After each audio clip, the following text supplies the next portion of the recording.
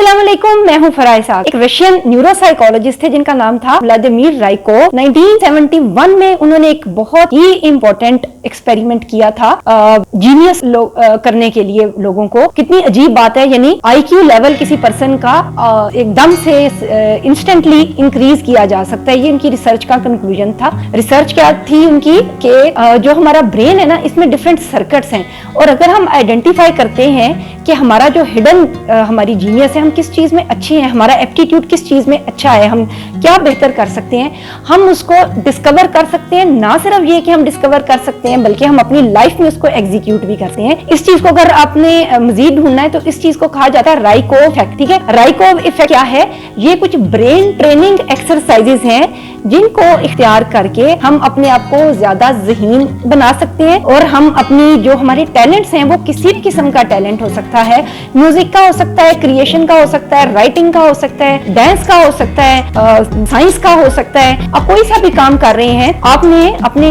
कुछ ऐसी टेक्निक्स हैं जो कि हम सीखते हैं, और उसके बाद हम जो हमारे ब्रेन के वो जो सर्किट्स हैं, हम वो राइट पाथ ढूंढ लेते हैं। ये बिल्कुल ऐसे ही है कि जिस तरह हमने दुरुस्त रास्ता तलाश करें खेलते थे ना, पजल बॉक्स ढूंढते थे, इस तरह से जो हमारी बहुत सी खूबियां हैं हमारी पर्सनैलिटी की, हमारे ब्रेन के अंदर, वो मुख्तलिफ जगहों पे छुपी हुई हैं। तो ये जो उसकी टेक्निक्स थी, ये उन एरियाज को टैपर करती हैं और उनको डिस्कवर करके देती हैं हमें, और बहुत ही जल्दी, बहुत तेजी से ये काम होता है। इसकी जो रिसर्च थी हाईली साइंटिफिक थी, यानी जब उसने एक ग्रुप ऑफ स्टूडेंट्स को एक बहुत बड़े हॉल में जमा किया था, वहां पर उसने प्रेजेंट किया उनको। उनमें से मसलन एक जो स्टूडेंट थी, वो जो थी वो थी वायलिन आर्टिस्ट थी, वो जो म्यूजिक बजाते हैं। तो उन्होंने पहले जो स्टूडेंट थी, उन्होंने वायलिन बजाया जो कि एक मीडियोकर किस्म का वायलिन था। उसके बाद जो राइकोव थे, उन्होंने उसके ऊपर वो स्ट्रेटजीज एम्प्लॉय की, स्टेप बाय डिफरेंट स्टेप, और उसके बाद दोबारा जब उन्होंने परफॉर्मेंस दी उसी लड़की ने, तो जो परफॉर्मेंस थी वो इतनी अच्छी थी कि जितनी वो एक बहुत बड़े म्यूजिशियन जो उस वक्त के थे उनके बराबर उसने वो धुन प्ले की। इस तरह से उन्होंने अपने एक्सपेरिमेंट्स को मुख्तलिफ किस्म की डोमेन्स को टैपर करने के लिए इस्तेमाल किया। जैसे उनकी एक और स्टूडेंट थी जो कि आर्ट जो थी वो पेंटिंग्स बनाती थी, तो उनकी जो पहली पेंटिंग थी बिफोर अप्लाइंग जो राइकोव इफेक्ट है, जो उनके 7 स्टेप प्रोसीजर था, उससे पहले एक पहले डिमॉन्स्ट्रेशन ली गई और एक उसके बाद ली गई, जिसमें बहुत ज्यादा डिफरेंस था।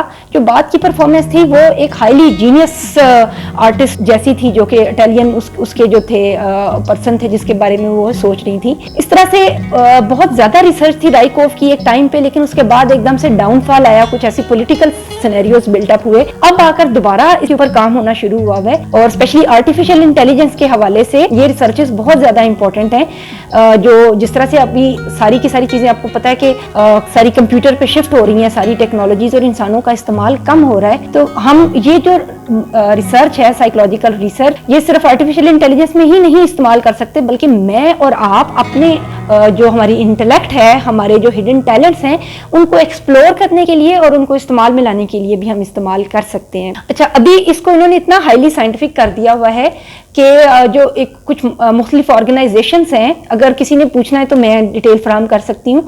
वो ना आपको पूरी इसके बारे में ना पैकेजेस देते हैं। आपके पास एक बंडल आता है, होम डिलीवरी आती है, जो इसमें वो सारी एक्सरसाइजेस गिवन है। अगर आप उनको स्टेप बाय स्टेप फॉलो करते चले जाते हैं, तो आप भी जो है अपने जो भी आप टैलेंट कर रहे हैं, आप उसमें एक्सेल कर सकते हैं। मैं आपको थोड़ा सा सिंपली बताती हूँ कि इसके अंदर होता क्या है।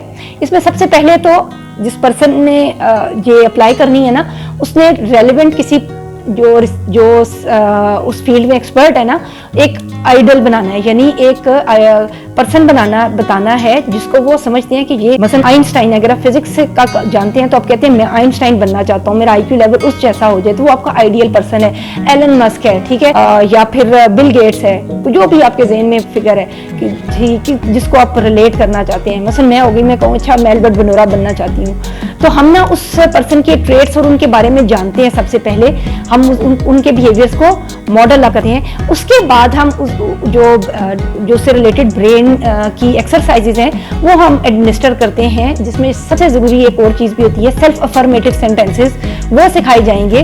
जो भी चीज हम ब्रेन को फीड कर रहे हैं वही आउटपुट शो होगी। ये सेंटेंस आपने याद रखना है, बिल्कुल ऐसे ही कि आपको याद है कि हम बड़ी सिंपल सी मैं आपको एक मिसाल देती हूँ, इवन खाने पीने में जो हम अपने स्टमक में डाल रहे हैं वो हमारे चेहरे के ऊपर और हमारी बॉडी में नजर आता है। अगर हमने चीनी बहुत ज्यादा खानी शुरू कर दी है तो हमें डायबिटीज हो जाएगी। अगर हम नमक और मसाला ज्यादा खा रहे हैं तो हमारी उससे रिलेटेड ऑर्गन्स जो है वो डैमेज होंगे। सेम वे जब हम अपने ब्रेन को नेगेटिव थॉट्स फीड करते हैं, इतनी फीडिंग उनको देते हैं, तो अल्टीमेटली वो भी डैमेज होना शुरू हो जाता है। इसके मुकाबले में जब हम उसको हेल्दी फीड थॉट देते हैं, में कोई दूसरी राय है ही नहीं कि हम अपने आप को किस तरह से एक ज्यादा बेहतर इंसान क्यों नहीं बना पाएंगे। हम अपनी सेल्फ वर्थ खुद डिसाइड करते हैं। हर एक जो चीज है उसके ऊपर ये अप्लाई होती है। जो वो चीज हो रहा है, जो हमने लगाई है, जो पौधा हमने जिस चीज का, उसी का ही फल निकलेगा, दूसरी चीज का नहीं निकलेगा। बस ऑलमोस्ट यही मिलती जुलती जो चीज है ये अप्लाई होती है इस राइकोव इफेक्ट की ट्रेनिंग में भी। अच्छा, एक और चीज मैं आपके साथ शेयर कर दूं इसी हवाले से कि जैसे फिजिक्स में मुख्तलिफ लॉज है ना, याद है आपको? वो तो सारे लॉज ऑफ मोशन है, लॉज हैं, बाकी लॉज ऑफ अट्रैक्शन और ग्रेविटी और ये वो। सेम वे साइकोलॉजी में भी कुछ प्रिंसिपल्स और लॉज हैं जो कि यूनिवर्सल हैं। उनमें एक लॉ ऑफ अट्रैक्शन भी है और राइकोव इफेक्ट लॉ ऑफ अट्रैक्शन के ऊपर बेस्ड है। लॉ ऑफ अट्रैक्शन क्या है कि जिस चीज को हम अपनी तरफ अट्रैक्ट करते हैं ना, हमारी एनर्जीज जिस चीज को भी अपनी तरफ खींचती हैं, मबजूल करती हैं, वही चीज हमारी तरफ खींचती चली आएगी। वी अट्रैक्ट पॉजिटिविटी और वी कैन अट्रैक्ट नेगेटिविटी। तो इसी तरह से जो जब हम वो एग्जैक्ट वो फ्रीक्वेंसीज कैच करते हैं ना जो उस पर्सन की थी, जो कि जिसको हमने आइडियलाइज किया है, तो हम अपने आप को उसकी फ्रीक्वेंसीज के करीब तर महसूस करते हैं और वही पर्सन और उसके टैलेंट्स और उसी के ब्रेन सर्किट्स हम डिस्कवर कर लेते हैं।